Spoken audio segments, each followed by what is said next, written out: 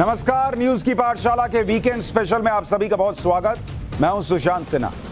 पाठशाला के weekend special में हम उन चैप्टर्स का रिवीजन करवाते हैं आपको जो या तो आपसे मिस हो गए थे या फिर जिन्हें दोबारा देखने की बहुत डिमांड आई। ऐसा ही एक चैप्टर आज खोलने जा रहा हूं।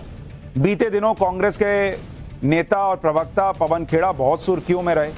आपने देखा होगा, पीएम मोदी को लेकर उनका बयान बड़ा वायरल हुआ, बड़ा उस पर बहस हुई, फिर उन पर एफआईआर हो गई, उनकी गिरफ्तारी हो गई, फिर कोर्ट गए, कोर्ट से राहत मिली, गिरफ्तारी पर थोड़ी देर के लिए राहत मिली। मतलब सब कुछ खूब चर्चा में रहा। फिलहाल भी पवन खेड़ा का संकट टला नहीं है। उन्हें गिरफ्तारी से कोर्ट ने जो राहत दी है अंतरिम जमानत के तौर पर, उसे कल ही 14 मार्च तक के लिए बढ़ा दिया गया है। माफ कीजिएगा, 17 मार्च तक के लिए बढ़ा दिया गया। लेकिन हमने आपको पाठशाला में पवन खेड़ा का वो वीडियो दिखाया था जो किसी और ने नहीं दिखाया था, और जो पूछता था कि क्या पवन खेड़ा ने कोर्ट से झूठ बोला। वो वीडियो अगर कोर्ट में पहुंचा तो क्या होगा, ये कई लोगों के मन में सवाल है। और कई लोगों ने कहा कि वो वीडियो वो देखना चाहते हैं, उनसे मिस हो गया था। आपको पवन खेड़ा पर हमारा वो चैप्टर एक बार फिर से दिखाता हूं।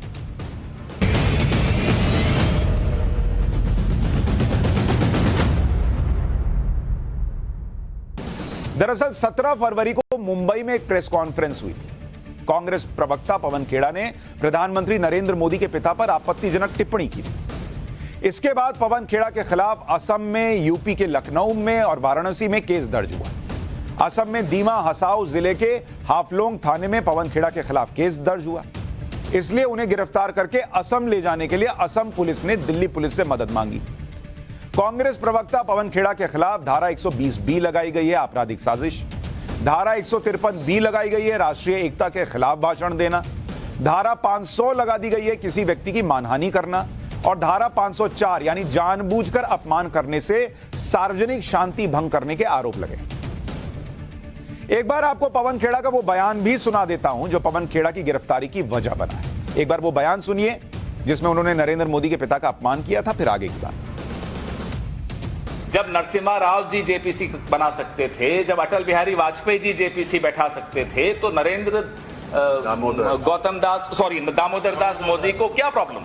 गौतम दास है, दामोदर दास, सॉरी, नाम भले दामोदर दास है, काम गौतम दास का।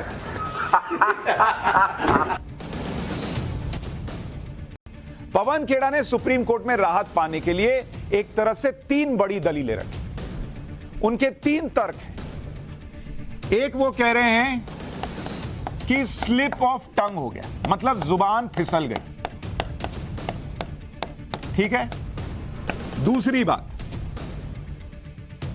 उन्होंने कहा, या उनके वकील की तरफ से जो कोर्ट का ऑर्डर आया उसमें लिखा हुआ है कि ये इन एडवर्टेंट था, मतलब अनजाने में हो गया, मतलब वो जानते नहीं थे कि क्या नाम है वगैरह वगैरह, और इसलिए हो सकता है अनजाने में बोल दिया। और तीसरा जो उन्होंने कहा कि सच में कंफ्यूज हो गया।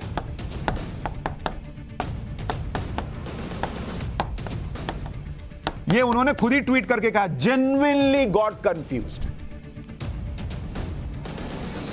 अब मैं आपको कुछ दिखाना चाहता हूं।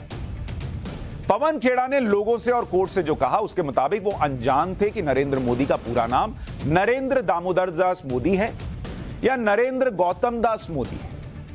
लेकिन जो वो कह रहे हैं और जो उस दिन प्रेस कॉन्फ्रेंस में हुआ, दोनों मैच नहीं होता बॉस।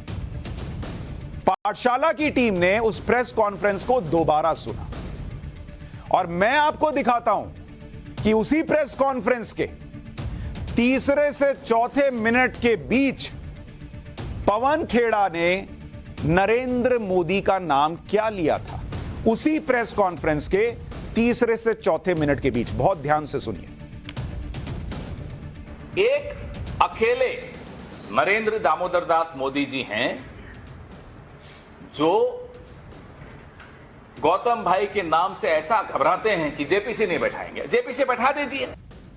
एक अकेले नरेंद्र दामोदर दास मोदी जी हैं जो गौतम भाई के नाम से ऐसा घबराते हैं कि जेपीसी नहीं बैठाएंगे। जेपीसी बैठा दीजिए। यानी जिस प्रेस कॉन्फ्रेंस को लेकर विवाद है, जिसमें वो कह रहे हैं कि भाई मुझे जेन्युइनली नहीं पता था कि नरेंद्र मोदी का पूरा नाम क्या है, उसी प्रेस कॉन्फ्रेंस के तीसरे से चौथे मिनट के बीच पवन खेड़ा बिल्कुल स्पष्ट तौर पर नरेंद्र मोदी का नाम नरेंद्र दामोदर दास मोदी बोल रहे हैं। कोई कंफ्यूजन नहीं था बॉस, तीसरे से चौथे मिनट के बीच एकदम साफ फर्राटे से बोल रहे हैं, कोई पॉज नहीं है। लेकिन 11वें मिनट में उनके मुताबिक वो एकदम से अनजान हो गए, उनको जेन्युइनली नहीं पता चला कि नरेंद्र मोदी का नाम क्या है। अब आपको एक बार दिखाता हूं कि 11वें मिनट में क्या हुआ था, अब जरा इसको देखिए। जब नरसिम्हा राव जी जेपीसी बना सकते थे, जब अटल बिहारी वाजपेयी जी जेपीसी बैठा सकते थे, तो नरेंद्र दामोदर दास मोदी को क्या प्रॉब्लम है? गौतम दास है दामोदर दास, सॉरी, नाम भले दामोदर दास है, काम गौतम दास का करते। सबने 11वें मिनट का हिस्सा तो देखा, यही हिस्सा कोर्ट को भी दिखाया गया और कह दिया गया कि जुबान फिसल गई, अनजाने में हो गया, I genuinely did not know. लेकिन तीसरे और चौथे मिनट के बीच यही पवन खेड़ा नरेंद्र दामोदर दास मोदी नाम ले रहे हैं, नरेंद्र मोदी का। अब तो सवाल यह उठता है कि क्या उन्होंने कोर्ट से झूठ बोला कि उनसे अनजाने में हुआ? क्या उन्होंने कोर्ट से झूठ बोला, लोगों से झूठ बोला कि उन्हें जेन्युइनली पता नहीं था? मैं आपको पवन खेड़ा के दोनों बयान एक साथ सुनवाता हूं। एक बयान जो उन्होंने इसी प्रेस कॉन्फ्रेंस के तीसरे से चौथे मिनट के बीच दिया, और दूसरा बयान जो उन्होंने 11वें मिनट में दिया। आप खुद देखिए, खुद सुनिए उनकी बॉडी लैंग्वेज, किस फर्राटे से बोल रहे हैं, और तय कीजिए क्या उन्होंने गलती से ऐसा कर दिया अनजाने में, या कुछ और भाव था। एक अकेले नरेंद्र दामोदर दास मोदी जी हैं जो गौतम भाई के नाम से ऐसा घबराते हैं कि जेपीसी नहीं बैठाएंगे। जेपीसी बैठा दीजिए। जब नरसिम्हा राव जी जेपीसी बना सकते थे, जब अटल बिहारी वाजपेयी जी जेपीसी बैठा सकते थे, तो नरेंद्र दामोदर दास मोदी को क्या प्रॉब्लम है? गौतम दास है दामोदर दास, सॉरी, नाम भले दामोदर दास है, काम गौतम दास का करते। एक अकेले नरेंद्र दामोदर दास मोदी जी हैं जो गौतम भाई के नाम से ऐसा घबराते हैं कि जेपीसी नहीं बैठाएंगे। जेपीसी बैठा दीजिए। जब नरसिम्हा राव जी जेपीसी बना सकते थे, जब अटल बिहारी वाजपेयी जी जेपीसी बैठा सकते थे, तो नरेंद्र दामोदर दास मोदी को क्या प्रॉब्लम है? गौतम दास है दामोदर दास, सॉरी, नाम भले दामोदर दास है, काम गौतम दास का करते। अब कोई वकील कोर्ट को यह वीडियो दिखाकर पूछ लेगा कि भाई जिस आदमी को तीसरे चौथे मिनट में पता था कि नरेंद्र मोदी का नाम नरेंद्र दामोदर दास मोदी है, उसको 6 मिनट बाद कंफ्यूजन हो गया कि नरेंद्र मोदी का नाम नरेंद्र दामोदर दास मोदी है या नरेंद्र गौतम दास मोदी है। अच्छा, पवन खेड़ा कह रहे हैं कि वो कंफ्यूज हो गए थे, कोर्ट में ये कह रहे हैं कि उनकी जुबान फिसल गई। लेकिन सच तो यह कि पवन खेड़ा के इस बयान को कई कांग्रेसी नेताओं ने ट्वीट किया और नरेंद्र गौतम दास मोदी नाम अपने ट्वीट में लिखा। जैसे कांग्रेस के नेता बीबी श्रीनिवास, जो कि यूथ विंग के अध्यक्ष हैं, उनका 18 फरवरी का ट्वीट आपको दिखा रहा हूं। वो लिख रहे हैं नरेंद्र गौतम दास मोदी, और आग का सिग्नल लगा रहे हैं, स्माइली लगा रहे हैं कि बहुत आग लगा दी पवन खेड़ा ने, ये बोलकर। तो अगर आप मुझे ये बताइए कि अगर पवन खेड़ा से गलती हो गई और वो जेन्युइनली माफी मांग रहे हैं, तो कांग्रेस के नेता, ये देखिए नरेंद्र गौतम दास मोदी और आग का स्माइली लगा हुआ है, श्रीनिवास बीवी, और ये आज भी ट्वीट पड़ा हुआ है, आप ट्विटर पे जाके देखिए। तो एक तो कोर्ट में गलत बयानी की जा रही है, दूसरा आप कह रहे हैं कि भाई हम तो माफी मांगते हैं, गलती से हो गया। तो ये ट्वीट क्या कह रहा है? इसी तरह कर्नाटक कांग्रेस सेवा दल ने ट्वीट किया, ये ट्वीट देखिए, कर्नाटक कांग्रेस सेवा दल का ट्वीट दिखा रहा हूं, hashtag Gautam Das Modi is losing his mind. ये कांग्रेस का एक और ट्विटर हैंडल। तेलंगाना कांग्रेस का ट्वीट आपको दिखाता हूं, वो डालिए। तेलंगाना कांग्रेस लिख रहा है हैशटैग गौतम दास मोदी, हैशटैग चौकीदार चोर है। तो एक तरफ पवन खेड़ा कोर्ट में माफी मांग रहे हैं, उनके वकील कह रहे हैं कि अरे भाई गलती हो गई। दूसरी तरफ कांग्रेस के नेता तो ट्वीट कर रहे हैं उसी हैशटैग के साथ। उत्तराखंड कांग्रेस देखिए, एक और देखिए, उत्तराखंड कांग्रेस सेवा दल, हैशटैग गौतम दास मोदी, सबके सब वही लिख रहे हैं। ओवरसीज कांग्रेस, जो कांग्रेस का समर्थन करती है, उसका ट्वीट देख लीजिए, overseas Congress, Indian Congress, gross abuse of power by Gautam Das Modi. तो अगर गलती हो गई तो गलती का तो सुधार होगा ना भाई। कोर्ट में गिरफ्तारी की बात आई तो आप कहते हैं गलती हो गई, प्रेस कॉन्फ्रेंस में कुछ और दिख रहा है, उसके बाहर कुछ और दिख रहा है। पवन खेड़ा खुद देख लें कि उनकी पार्टी के नेताओं ने उनके बयान के आधार पर अपने ट्वीट में कई जगह नरेंद्र गौतम दास मोदी लिखा, तो ये तो वही चला आ रहा है। फिर इसमें कहां वो गलती की गुंजाइश दिखती है। खुद को बचाने के लिए पवन खेड़ा ने सुप्रीम कोर्ट में अपने बयान पर बिना शर्त माफी मांग ली। पवन खेड़ा के वकील अभिषेक मनु सिंघवी ने कोर्ट में कहा कि पवन खेड़ा ने साफ कर दिया है कि उन्होंने अनजाने में ऐसी भाषा का इस्तेमाल किया जो सही नहीं है और वो ऐसी भाषा का समर्थन नहीं करते। हालांकि पवन खेड़ा ने बिना शर्त माफी मांग ली, तो वहां माफी चल रही है, यहां ट्वीट चल रहा है। पवन खेड़ा ने पहली बार प्रधानमंत्री मोदी के नाम के साथ छेड़छाड़ नहीं की है। पीएम मोदी का अपमान करने का, उनके नाम के साथ छेड़छाड़ का उनका पुराना इतिहास है। 2019 के लोकसभा चुनाव से पहले पवन खेड़ा ने पीएम मोदी के नाम को आतंकियों से जोड़कर पेश किया था। तब उन्होंने एक कार्यक्रम में कह दिया था कि मोदी का फुल फॉर्म है एम से मसूद, ओ से ओसामा, डी से दाऊद और आई से आईएसआई। तो पहले भी वो उनके नाम के साथ छेड़छाड़ कर चुके। कांग्रेस नेता शशि थरूर ने पवन खेड़ा की गिरफ्तारी को शॉकिंग बताया। शशि थरूर ने कहा कि एक मजाक के लिए किसी को जेल नहीं भेजा जा सकता। एक बार उनको सुनिए। That was shocking and outrageous. Nothing that Pawan had said or done warranted deplaning, arrest, detention. Really shocking. I'm very glad that I believe the Supreme Court has given him bail immediately, which is the right thing to do. There is no reason to jail somebody for a joke. And even if it's a joke that you don't like, we don't have a law here that you can't make jokes about the Prime Minister. भाई पहले तो तय कर लें। Abhishek Manu Singhvi court में कह रहे हैं कि भाई अनजाने में हो गया। पवन खेड़ा ट्वीट कर रहे हैं कि जेन्युइनली पता नहीं था। उसी प्रेस कॉन्फ्रेंस में सही नाम भी बोल रहे हैं 3 मिनट पर। और अब शशि थरूर कह रहे हैं कि ये जोक था। भाई था क्या, पहले आपस में तय कर लो। राजनीति में भाषा की मर्यादा रखना बहुत जरूरी है। हालांकि पवन खेड़ा एक अच्छे प्रवक्ता है, लेकिन भाषा की मर्यादा आजकल बहुत लोग भूलते हैं और यही उन्होंने भी कर दिया। खासकर जब कोई व्यक्ति प्रधानमंत्री के पद पर हो तो उसके खिलाफ अपमानजनक भाषा का इस्तेमाल बिल्कुल भी नहीं होना चाहिए। साल 2010 में भी सुप्रीम कोर्ट ने मनमोहन सिंह के खिलाफ उनके ही मंत्री की अपमानजनक भाषा पर ऐतराज जताया था। नवंबर 2007 में टेलीकॉम मंत्री रहते हुए ए राजा ने 2G मामले में तब के पीएम मनमोहन सिंह को चिट्ठी लिखी। इसमें 2G स्पेक्ट्रम की नीलामी के डॉक्टर मनमोहन सिंह के सुझाव को ए राजा ने अनफेयर, डिस्क्रिमिनेटरी, आर्बिट्ररी और कैप्रिशियस यानी अन्यायपूर्ण, पक्षपात से भरा और मनमाना कहा था। दिसंबर 2010 में 2G मामले की सुनवाई के दौरान सुप्रीम कोर्ट ने ए राजा की भाषा पर क्या कहा था पता है? जरा इस भाषा को देखिए। जब आप सबसे ऊंचे पद पर बैठे व्यक्ति को संबोधित करते हैं तो भाषा संयमित होनी चाहिए। यहां एटीट्यूड का सवाल है।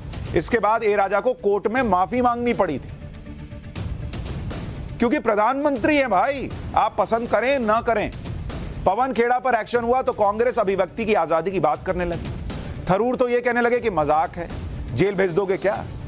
हम आपको आजादी के केवल 6 साल बाद की एक घटना के बारे में बताते हैं, जब तत्कालीन प्रधानमंत्री जवाहरलाल नेहरू की सरकार और सीबीआई जैसे सरकारी तंत्र के खिलाफ सवाल उठाने पर देशद्रोह का मुकदमा लग गया था भाई।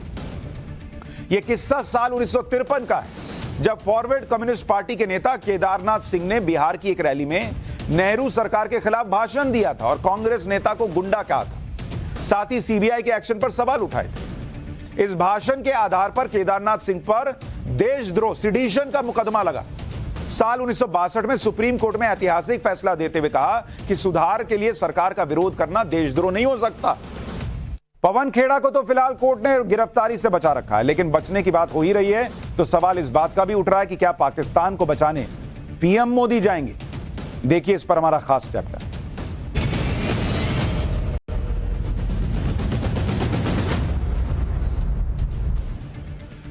पाकिस्तान भले ही दिवालिया हो गया है, वहां के मंत्री खुलेआम इस बात को कबूल भी कर रहे हैं, लेकिन पाकिस्तान अभी भी यह ख्वाब देख रहा है कि वो भारत को टक्कर दे सकता है। पाकिस्तान के सपने को पानी दे रहा है चीन। जिसे पाकिस्तान अपना दोस्त और मददगार मानता है। लेकिन चीन इसकी आड़ में जो खेल कर रहा है वो पाकिस्तान को बहुत जल्द उस खाई में धकेल देगा जहां से पाकिस्तान कभी निकल नहीं पाएगा। चीन में बना सामान सस्ता होता है, ज्यादा दिन चलता नहीं, टिकाऊ नहीं होता, ये तो सबको पता है, पूरी दुनिया जानती है। लेकिन अब ये पाकिस्तान भी जान गया कि भाई दोस्ती के नाम पे ये लोग क्या से क्या कर सकते हैं। वो पाकिस्तान जो चीन से अपनी दोस्ती को हिमालय से ऊंचा, समंदर से गहरा, शहद से मीठा बताते नहीं थकता, अब उसे चीन के साथ दोस्ती की असली कीमत पता लग रही है। क्योंकि पाकिस्तानी सेना को जो वैसे ही भूख से मर रही है, उसे पिछले दिनों चीन से जो ड्रोन और मिसाइलें मिली वो भैया फुस निकल गई, नकली निकल गई, ज्यादा दिन चलने वाली नहीं निकली। दरअसल चीन की सरकारी कंपनी है एलिट, ALIT यानी एरोस्पेस लॉन्ग मार्च इंटरनेशनल ट्रेड ने पिछले दिनों पाकिस्तान की सेना को ड्रोन सप्लाई किए थे। यह कंपनी CH-4 ड्रोन बनाती है। लेकिन पिछले दिनों जब पाकिस्तान की सेना ने चीन से पहुंचे इन ड्रोन्स की जांच की तो वो हैरान रह गए, क्योंकि इनके कई पार्ट्स टूटे फूटे और खराब निकले।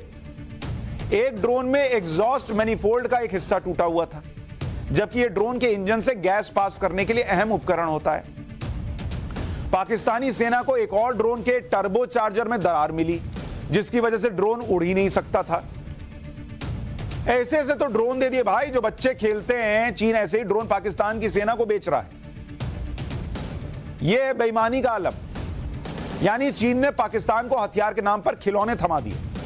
ड्रोन के अलावा चीन ने पाकिस्तान को मिसाइल भी खिलौने वाली दी है भाई, मतलब खिलौने टाइप की। चीन ने पाकिस्तान को जमीन से हवा में मार करने वाली AR-2 मिसाइल की सप्लाई की थी। पाकिस्तान ने जब AR-2 मिसाइल की जांच की तो इसमें भी कई तरह की गड़बड़ियां मिली। कुछ मिसाइल तो टारगेट को ही लोकेट नहीं कर पा रही थी। तो हमला क्या करेंगे जब उसको टारगेट ही नहीं मिल रहा, तो मारेगी किसको? पता चला घूम के अपने आप को मार देगी। खराब ड्रोन और मिसाइल को पाकिस्तान ने मरम्मत के लिए वापस चीन भेजा। बताइए, आपने कभी ऐसा सुना कि मिसाइल वापस गया रिपेयर के लिए? लोग टीवी फ्रिज आज की डेट में वापस नहीं करते, सब चकाचक आता है। यहां मिसाइल चीन में वापस गया, जरा रिपेयर करके दे दो। चीन ने अपना घटिया और खराब माल पाकिस्तान को चिपका दिया, लेकिन पाकिस्तान खुलकर चीन पर अपना गुस्सा भी जाहिर नहीं कर पा रहा। इतना कर्जा लेकर रखा, वो क्या गुस्सा करेगा? लिहाजा उसने खराब सामान वापस चीन को भेज दिया कि मालिक हो सके तो थोड़ा सही वाला माल भेज दो। अब पाकिस्तानी मीडिया रिपोर्ट्स में यह दावा किया जा रहा है कि पाकिस्तान की सेना ने ड्रोन खरीदने के लिए ऑस्ट्रिया की कंपनी शेबल के साथ संपर्क किया है। मतलब चीन से भरोसा उठ रहा है। अच्छा, पाकिस्तान के हालात हर तरफ से, मतलब चौतरफा बेचारा जो है उसकी ठुकाई चल रही है। IMF से लोन नहीं मिलता दिख रहा। अब उसने भीख मांगने के नए तरीके निकाले, नए इलाके खोजने शुरू किए। अब सोचिए वो किस लेवल पे जा रहा है भीख मांगते मांगते। आप देखिए, उसने ग्लोबल फाइनेंशियल फर्म है रॉथस्चाइल्ड, उसके सामने हाथ फैला दिया, जिसके प्रतिनिधिमंडल ने पाकिस्तान पहुंचकर शहबाज शरीफ से मुलाकात की। कहा जा रहा है कि इस बैठक में शहबाज शरीफ ने रॉथस्चाइल्ड कंपनी से कर्ज देने की गुहार लगाई। ये रॉथस्चाइल्ड क्या है और क्यों पाकिस्तान का भीख मांगना इससे बहुत ही एक्सट्रीम की बात है, अभी आपको बताऊं। मतलब कर्ज के लिए पाकिस्तान उस भूखे आदमी जैसा हो गया जिसे सही गलत कुछ नहीं दिखाई देता। उसका ट्रैक रिकॉर्ड क्या था ये भी नहीं दिखाता था, उसे सिर्फ खाना दिखाई देता। और ये आप तब समझेंगे जब आपको रॉथस्चाइल्ड कंपनी के बारे में बताऊंगा। रॉथस्चाइल्ड दुनिया की सबसे बड़ी इंडिपेंडेंट फाइनेंशियल सर्विस देने वाली कंपनियों में शुमार है। इसका मालिकाना हक रॉथस्चाइल्ड परिवार के पास है। और यह परिवार कौन से धर्म को मानता है? यह यहूदी परिवार है। इस कंपनी का कारोबार 200 साल पुराना है। रॉथस्चाइल्ड परिवार की 7वीं पीढ़ी इस वक्त कारोबार को संभाल रही है। रॉथस्चाइल्ड 30 देशों को फाइनेंशियल मदद मुहैया कराकर उन्हें डिफॉल्टर होने से बचा चुका है।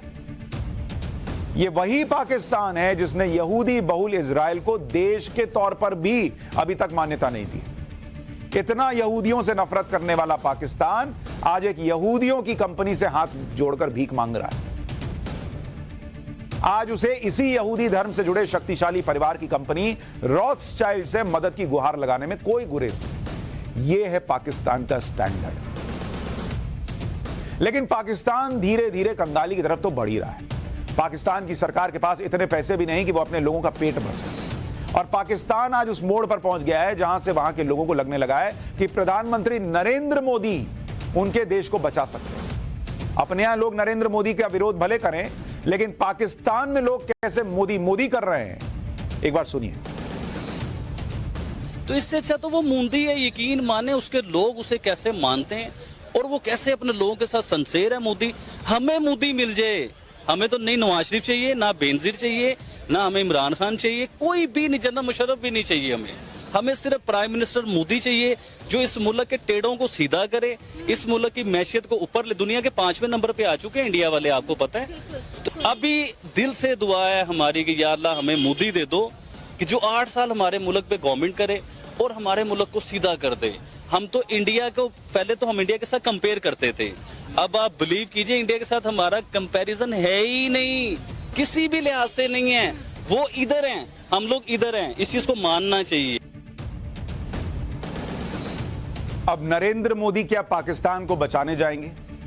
इसकी गुंजाइश कमी है, क्योंकि विदेश मंत्री एस जयशंकर ने कहा कि लोगों का सेंटिमेंट है, अभी देखते हैं कि क्या होगा। पाठशाला में हमने आपको दुनिया के सबसे बड़े मंदिर की हैरान कर देने वाली तस्वीरें दिखाई थी, जो कि अयोध्या के राम मंदिर से भी बड़ा मंदिर। ऐसा मंदिर जो बंगाल में बन रहा है। इस मंदिर जैसा मंदिर आपने शायद ही देखा हो। बहुत से लोग इस मंदिर के बारे में फिर से डिटेल में जानकारी चाहते थे, तो आइए वो चैप्टर फिर से खोलते हैं।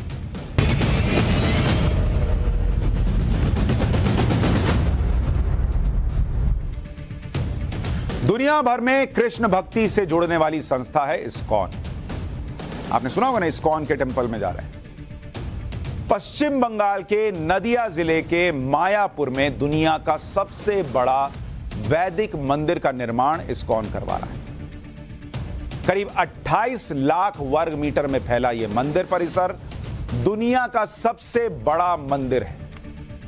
इसकी तस्वीरें आप देखिए, इसके एक एक डिटेल आपको बताऊंगा, लेकिन इतना बड़ा मंदिर, वैदिक मंदिर दुनिया में नहीं है। और इसकी तस्वीरें आप देखते जाएंगे तो हैरान रह जाएंगे। अब तक सबसे बड़े मंदिर के रूप में कंबोडिया के अंकोर वाट को जाना जाता है, जो करीब 16 लाख वर्ग मीटर में फैला हुआ है। यह मंदिर जिसको आपको दिखा रहा हूं, यह बंगाल में अगले साल 2024 में बनकर तैयार हो जाएगा। इसका निर्माण साल 2009 में, यानी ये अंकोर वाट का दिखा रहा हूं, जो अभी तक सबसे बड़ा था। अब उससे भी बड़ा वैदिक मंदिर जो है वो भारत में बंगाल में बन रहा है। और इस मंदिर की आप भव्यता सोचिए कि 2009 से पिछले 14 साल से इसका निर्माण चल रहा है। वैदिक मंदिर की विशालता का अंदाजा आप इस बात से भी लगा सकते हैं कि इसकी नींव करीब 100 फीट गहरी है, यानी जमीन में 10 मंजिला इमारत के बराबर नीचे इसकी नींव गई हुई है। मंदिर का निर्माण पूरा होने के बाद एक साथ 10,000 लोग भगवान कृष्ण के दर्शन कर सकेंगे, जबकि मंदिर परिसर में करीब 1 लाख लोग आराम से घूम सकते हैं। इतना बड़ा मंदिर बन रहा है। इस मंदिर की लागत करीब 1,000 करोड़ रुपए आएगी। और सबसे बड़ी बात यह कि मंदिर भारत की आध्यात्मिक, सांस्कृतिक और ब्रह्मांड के वैदिक मॉडल का सबसे बड़ा केंद्र होगा। इसके बारे में आपको आगे बताऊंगा, लेकिन उससे पहले इस मंदिर की भव्यता और विशालता के बारे में आपको बता देता हूं। इसके लिए इस मंदिर की तुलना दुनिया के दूसरे पवित्र स्थान और ऐतिहासिक इमारतों से एक बार करके आपको बताता हूं, जिससे आपको पता चलेगा कि कितना बड़ा यह मंदिर है। धर्म से जुड़ी विशाल इमारतों की लिस्ट में एक नाम आता है हागिया सोफिया मस्जिद का, जिसे आया सोफिया मस्जिद भी कहते हैं। यह मस्जिद तुर्की के इस्तांबुल शहर में है और इसकी कुल ऊंचाई 55 मीटर और चौड़ाई 5,997 वर्ग मीटर है। दूसरी इमारत है अपने देश में आगरा में जो ताजमहल है, इसकी ऊंचाई 73 मीटर है, चौड़ाई 32,892 वर्ग मीटर। तीसरे नंबर पर लंदन की सेंट पॉल कैथेड्रल चर्च है, इसकी ऊंचाई 111 मीटर है और चौड़ाई 11,838 वर्ग मीटर है। और अब आपको वो वैदिक मंदिर दिखा रहा हूं जो बंगाल में बन रहा है। इसकी कुल ऊंचाई 113 मीटर और चौड़ाई 65,032 वर्ग मीटर में फैला है। अगले साल से इस मंदिर की पहचान दुनिया के सबसे बड़े मंदिर के तौर पर होगी, जहां दुनिया भर के किसी भी जाति, धर्म और संप्रदाय के लोग आ सकेंगे। और भारत की पौराणिक काल से चली आ रही ब्रह्मांड के वैदिक मॉडल को आप यहां पर समझ पाएंगे। इस मंदिर का सबसे बड़ा आकर्षण का केंद्र इसके 3 शिखर हैं। इसलिए पहले आपको इन विशाल शिखर के बारे में बता देता हूं। जो बीच में आप हिस्सा देख रहे हैं, यह मुख्य शिखर है। वैदिक ब्रह्मांडीय झूमर, इसके बारे में आपको आगे बताऊंगा। दूसरा शिखर जो देख रहे हैं वो वेस्ट विंग है, भगवान विष्णु के अवतार भगवान नरसिंह देव का मंदिर। और तीसरा शिखर ईस्ट विंग के नीचे वैदिक तारामंडल बनाया जाएगा। जिस तरह आप स्पेस के बारे में जानने के लिए प्लेनेटेरियम में जाते हैं, ग्रह नक्षत्र दिखते हैं, ठीक उसी तरह आप वैदिक प्लेनेटेरियम में सनातन धर्म के बारे में जान पाएंगे। सभी लोक के वर्चुअल दर्शन कर सकेंगे, उसके बारे में समझ सकेंगे। और इन शिखरों पर आप देखिएगा सोने की परत चढ़ाई गई। 350 फीट ऊंचे इस मंदिर के शिखर तक पहुंचने के लिए 14 लिफ्ट लगाई गई हैं। 14 लिफ्ट, सोचिए कितना बड़ा मंदिर है ये। पहले आपको वैदिक झूमर का एक एनिमेशन वीडियो दिखाता हूं, जिसमें इस सृष्टि के निर्माण को लेकर बहुत सारी जानकारी दी जाएगी। यहां आकर ये समझ सकेंगे कि ये दुनिया किसने, कब और क्यों बनाई, दुनिया बनाने के पीछे का उद्देश्य क्या है। ये एनिमेशन वीडियो है जो वहां लोगों को दिखाया जाएगा। इस बात को वैदिक झूमर में दर्शाया जाएगा, इसलिए इस मंदिर को दुनिया का वैदिक मंदिर कहा जा रहा है। आमतौर पर यह बताया जाता है कि करोड़ों अरबों साल पहले खगोलीय घटना से ब्रह्मांड और पृथ्वी जैसे दूसरे ग्रहों की उत्पत्ति हुई, लेकिन सनातन धर्म और शास्त्रों के अनुसार इसके पीछे पूरा विज्ञान है, जिसके बारे में बहुत पहले वेदों में लिखा जा चुका है। लेकिन मॉडर्न युग के चक्कर में इस ज्ञान से दूरी बढ़ती चली गई, इसलिए आज इस बात को भी आपको समझना चाहिए। ऋग्वेद में एक श्लोक है, सप्त दिशो नाना सूर्या देवा आदित्या ये सप्त, यानी इसमें कहा गया है कि सप्त दिशो नाना सूर्या, यानी सूर्य अनेक है। यहां सप्त दिशो का मतलब है 7 सौर मंडल। लेकिन विज्ञान ने अभी तक एक ही सौर मंडल को ठीक से खोजा है और दूसरे सौर मंडल की खोज चल रही है, जबकि ऋग्वेद में 7 सौर मंडल का भी जिक्र है और कई और सूर्य है, इसका भी जिक्र है। एक और श्लोक आपको ऋग्वेद से लिया गया, वो दिखाता हूं। शकमयम धूमम अराध अपश्यम विषुवता पर एनावरेण, यानी सूर्य के चारों और तरफ और दूर दूर तक शक्तिशाली गैस फैली हुई है। यहां गैस के लिए धूम शब्द का प्रयोग किया गया। सूर्य के चारों तरफ गैस है, इसकी पुष्टि सही तरह से 19वीं सदी में हो पाई थी, जबकि ऋग्वेद में यह कब का लिखा हुआ है। अथर्ववेद में कहा गया था कि सूर्य का प्रकाश दिखाई देने वाले और ना दिखाई देने वाले सभी प्रकार के प्रदूषित जीवाणुओं और रोगाणुओं को नष्ट करने की क्षमता रखता है। यह अथर्ववेद में लिखा है। ये सारी बातें आज से 3200 साल पहले ही कह दी गई थी और इस पर दुनिया भर के वैज्ञानिक रिसर्च कर रहे हैं। यानी जो बातें हम आज विज्ञान से समझ रहे हैं, उनके प्रमाण हजारों साल पहले हमारे ऋषि मुनि और विद्वान दे चुके, लिख के चले गए। और यही वजह है कि इस मंदिर के भक्तों में एक बड़ी संख्या विदेशी लोगों की होगी, जो इन बातों पर पूरी तरह यकीन करते हैं कि हमारी सनातन परंपरा और शास्त्रों में जानकारी का भंडार छिपा हुआ है। आज आपको इस मंदिर के चेयरमैन से भी मिलाना चाहता हूं, जिन्होंने इस मंदिर को 250 करोड़ रुपए दान दिए। इनका नाम है अम्बरीश दास। यह नाम इन्होंने इस्कॉन से जुड़ने के बाद रखा। इनका पुराना नाम क्या पता है? Alfred Ford. हमारे यहां मंदिर की बात करने वाले को बड़े हीन भाव से देखते हैं, अच्छा ये तो एक्सट्रीम हिंदुइज्म की बात कर रहा है। वहां अल्फ्रेड फोर्ड जो है वो 250 करोड़ भी दे रहे हैं और इन्होंने अपना नाम भी अम्बरीश दास कर लिया। ये अमेरिका की मशहूर कार कंपनी फोर्ड के मालिक है भाई, वही फोर्ड कंपनी जिसकी कार आप चलाते हैं। अमेरिका के प्रसिद्ध उद्योगपति हेनरी फोर्ड के पोते हैं। 1975 में अल्फ्रेड इस्कॉन से जुड़े और इस्कॉन के संस्थापक प्रभुपद के साथ भारत आ गए। भारत आने के बाद इन्होंने हिंदू धर्म अपनाया और फिर अल्फ्रेड से अम्बरीश बन गए। अल्फ्रेड तमाम ऐशो आराम को छोड़कर कृष्ण भक्ति के साथ भारत की सनातन परंपरा के बारे में सीख रहे हैं, प्रचार कर रहे हैं। इस मंदिर के निर्माण में अम्बरीश दास की बहुत बड़ी भूमिका है। लेकिन हमारे यहां कोई अगर हिंदू धर्म की बात करे, आजकल तो जो हिंदुत्व है उसको तो टेररिज्म से भी जोड़ने का प्रचलन चल रहा है। लेकिन यहां बड़े बड़े विदेशी आकर हिंदू धर्म को अपना रहे हैं और इतना बड़ा बड़ा मंदिर बन रहा है। पाठशाला के वीकेंड स्पेशल में आज के लिए इतना ही। कल फिर मुलाकात होगी। नमस्कार।